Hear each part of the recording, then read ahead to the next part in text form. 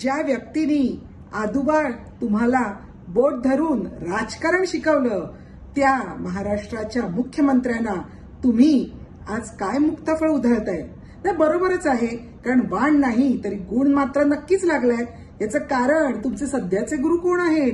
तर ज्या खिचडी चोर ज्या आहेत त्या कचोरी ताई, त्याचप्रमाणे पत्राचाळीमधले आरोपी विश्वप्रवक्ते संजय राऊतजी.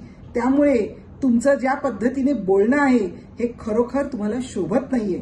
तुम्हाला खरं तर नीचपणा म्हणजे काय हे जर ऐकायचं असेल तर मी तुम्हाला विचारू इच्छिते की दिशा सालियनच्या संदर्भात तुम्ही केलात त्याला नीचपणा म्हणतात. सुशांत राजपूत याची ज्या पद्धतीने हत्या झाली आणि त्यानंतर जे काही राजकारण झालं त्याला नीचपणा म्हणतात. त्यामुळे बोलताना थोडं तोंड सांभाळून, नाहीतर जेलची दिशा कुठल्या बाजूला आहे हे लवकरच तुम्हाला कळेल.